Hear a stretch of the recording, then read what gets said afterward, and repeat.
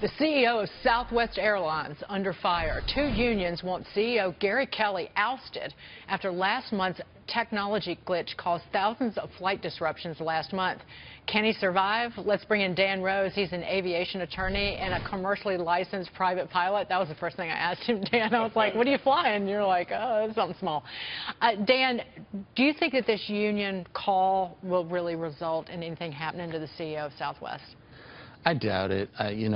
There's a lot of politics going on there between the unions and management at every airline, and I have a feeling this is a lot more about that than it is actually making a change based on, admittedly, a significant technological glitch, but there's other things working in the background, I suspect. Well, what are those things? What do the unions want? Typically, what do they want? The mechanics at Southwest are in negotiations right now with the company, aren't they? Isn't the Mechanics Association currently negotiating for a new contract? Right. So you take a swipe at the CEO. Right, and the American situation is similar in the sense that you have a new union rep there that kind of has to make a statement and come in there and say, there's a new sheriff in town. Let's talk about the American issue since you brought it up. The union there it says that American's pushing its pilots to fly the planes faster or too fast. What comes out of that, you think? Well, there is a risk at the end of the day that pilots are going to be flying on very tight schedules.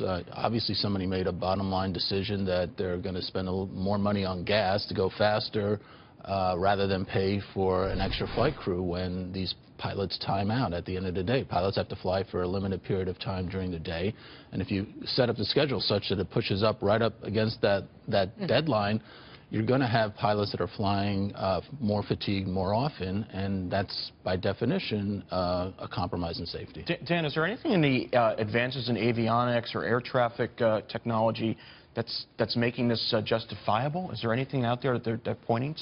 Not yet. There's a new air traffic control system that's coming, next gen, that will allow planes to fly from point to point based on GPS, like we have in our cars, rather than what they do now.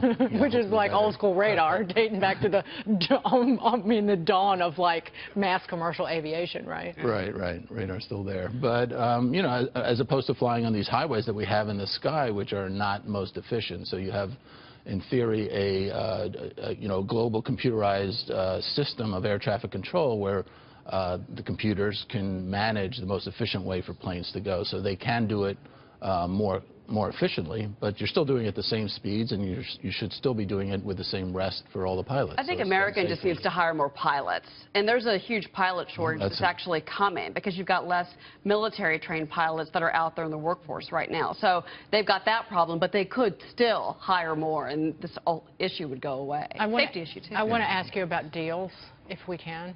Air travel deals. August 23rd is a little known fact. August 23rd is considered to be the best day to purchase an airline ticket. That's according to faircompare.com. Why August 23rd, Dan? Do you know? I have no idea. Probably a good day to buy a used car, too. I don't know. Back to school, kids. Go ahead. It's the end of the summer travel. Everyone's already on vacation. They're not thinking, hey, let's book an airline. No, I think end of August and early September are because all of a sudden, with the kids back in school, but it's not going to be a huge drop this year. It's only going to be, I think, about 10% or something like that. So. Yeah, and fuel is still, relatively speaking, an all-time low, especially in the aviation industry. So. Right, and those and the TSA problems did not keep people from flying, clearly. They complained loudly about it, but it didn't keep people off of airplanes. Good to see you, Dan. Thank you so much. Dan Rose, an aviation attorney.